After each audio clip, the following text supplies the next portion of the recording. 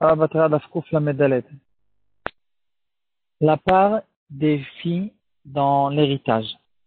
On a déjà parlé, je pense, au moins une fois sur ce sujet. On a vu des différents minagim, qu'est-ce qu'on a l'habitude de faire aujourd'hui. On sait tous que, comme la Torah nous enseigne, les filles n'héritent pas. Il n'y a que les garçons qui héritent, et avec toute l'histoire des filles de Tlofrad. Dans le cas où il y a des garçons, les filles n'héritent pas. Il y a eu quand même des différents minagim qui qui ont commencé, se sont faits au courant des générations dans certains endroits. Et on va essayer aujourd'hui de voir encore quelques données historiques intéressantes que j'ai trouvées entre temps. La Gemara nous dit, comme on a déjà vu hier, que la Gemara se trouve dans Kouf Lamed Gimel à Moudbet. Les Chachamim n'aiment pas le fait qu'une personne essaye de déplacer des parties de son héritage entre ses enfants, et donc de ne pas faire la répartition égale et comme elle est censée être. Et donc la Gemara l'a dit, même une personne qui a deux enfants, un qui est tzaddik, l'autre qui est rachat, en général, on ne touche pas la répartition naturelle de l'héritage et on laisse comme l'héritage il est censé être. Et bien sûr, continue la Gemara, qu'on ne fait pas passer de l'héritage, une partie de l'héritage d'un garçon pour une fille. Dans certains cas, les rabbanim dans certaines générations, on a vu qu'il y a eu certaines takanotes qui ont été faites pour essayer quand même de donner une partie de l'héritage pour les filles, afin d'éviter des problèmes de famille, des histoires, des disputes qu'il peut y avoir. Et il y a aujourd'hui ce qu'on va essayer de parler, c'est quelque chose qui s'appelle Shtar Hatizachar. C'est-à-dire, c'est un contrat spécial qui a été fait par des grands tzadikim. Et dans ce contrat, on donne à la fille comme un demi-garçon, une demi-part que le garçon il reçoit. Et pendant des centaines d'années, dans les pays d'Europe, il y avait un minag de donner ce shtar Hatizachar. Qu'est-ce que c'est exactement ce shtar Hatizachar?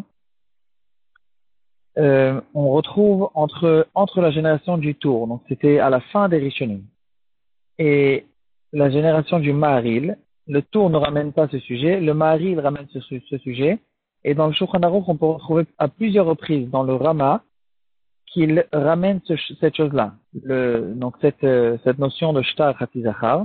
Et donc on voit que ça a commencé à prendre il y a à peu près 500-600 ans, et ça a duré pendant des centaines d'années dans les pays d'Europe.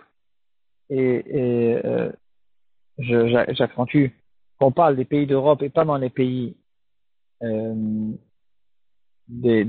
les pays des Sfaradim.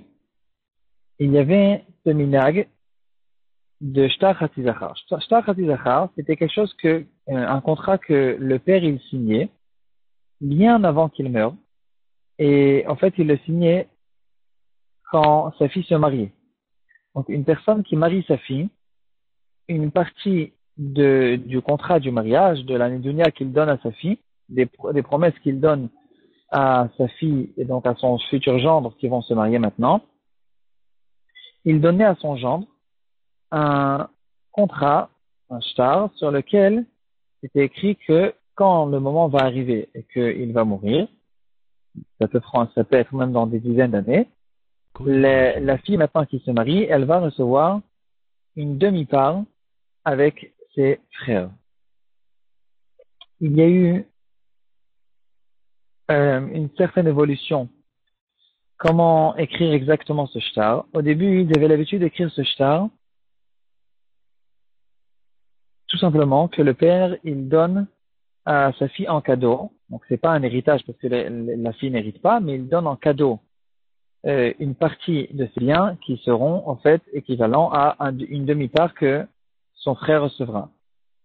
Le problème qui est arrivé après quand ils avaient l'habitude de faire cette chose-là, et donc il y a eu un besoin de faire des changements, c'est que très souvent, juste à partir du moment où le shtar a été écrit, jusqu'au moment où le père il est niftar, ça pourrait prendre des dizaines d'années. Un homme qui marie sa fille, il peut avoir 40 ans ou 50 ans, et il va mourir beaucoup plus tard. Entre-temps, les biens qu'il lui a écrits dans l'Indunia, ils n'existent plus. Tout a été vendu, tout a été perdu, et tous ces biens n'existent plus.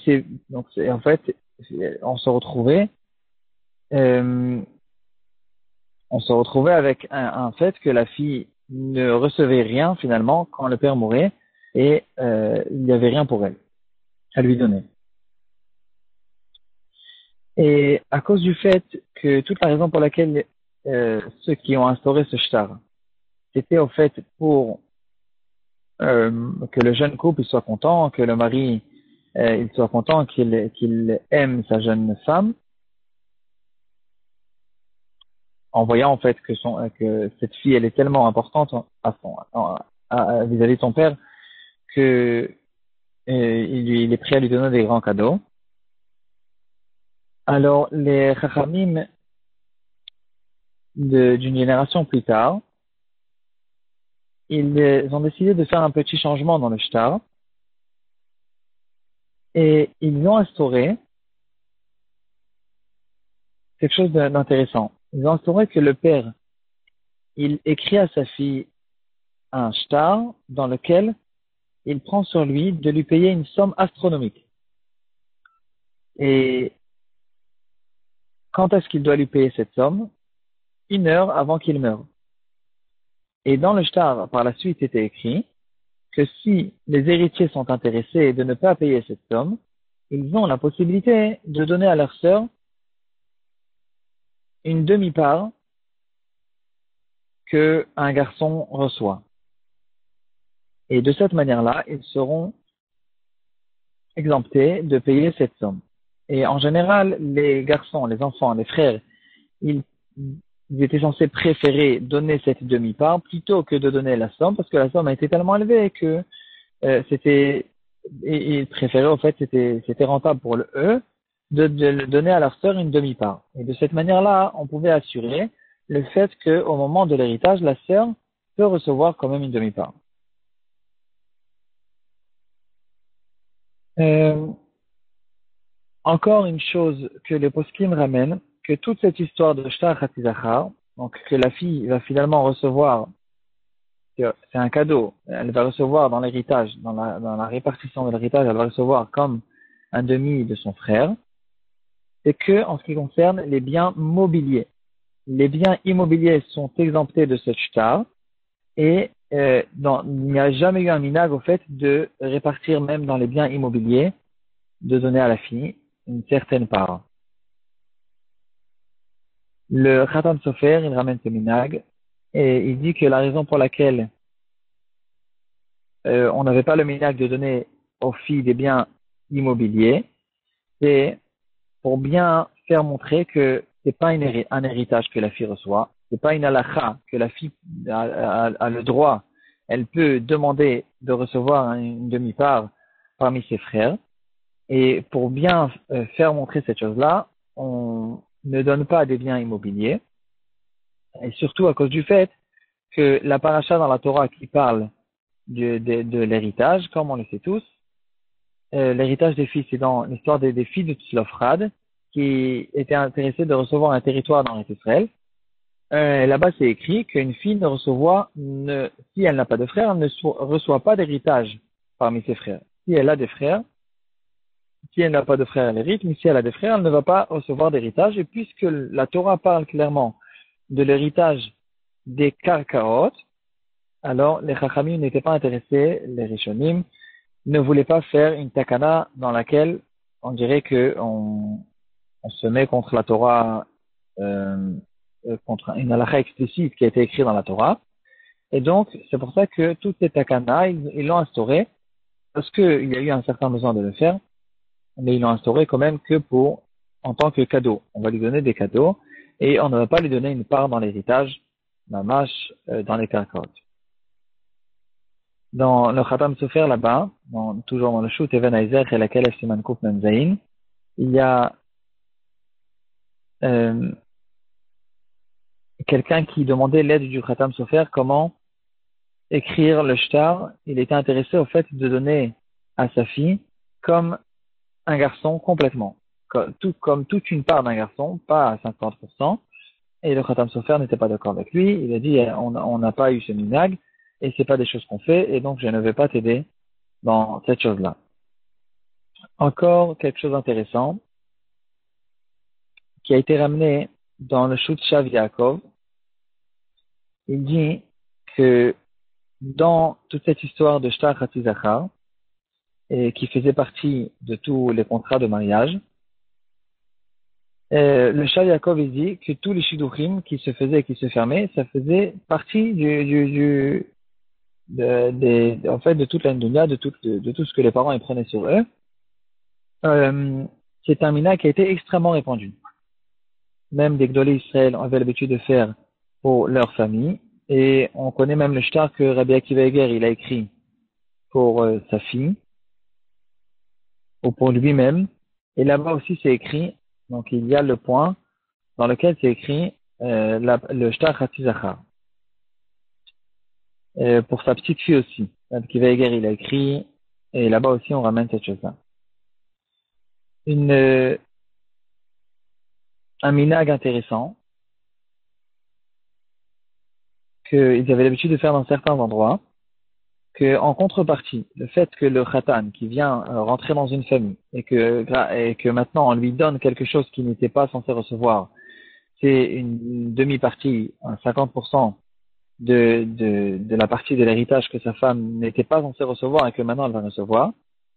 Alors on demandait au khatan, en contrepartie, d'aller chez son frère et de le faire signer sur une khalita gratuite.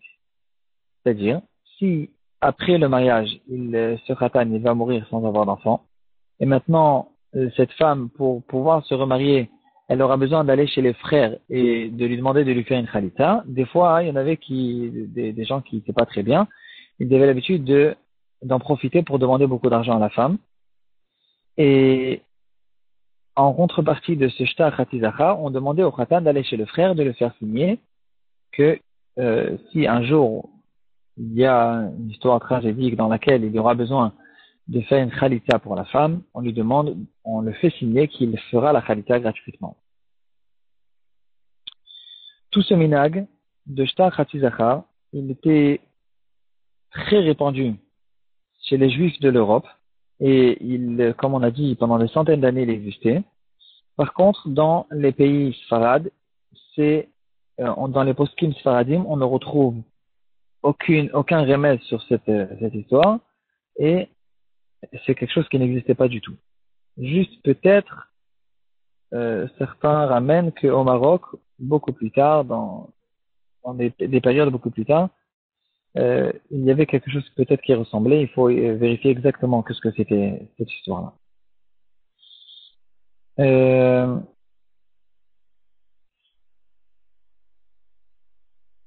De notre temps, ce minag, il s'est arrêté. Vadaï qu'il n'existe plus sous cette forme qu'on l'écrit au moment du mariage.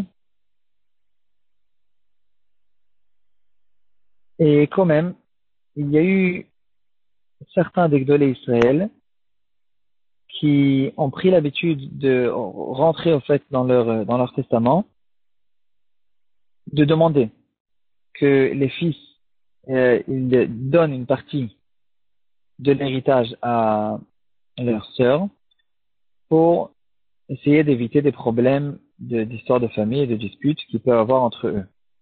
Et jusqu'aujourd'hui, il y a certains batédénim, pas tous, qui ont pris l'habitude aussi d'essayer d'arranger l'histoire de cette manière-là, de donner quand même une partie à la fille jusqu'à cette somme, au maximum cette somme de une demi-part, de 50% d'une part que les frères sont censés recevoir.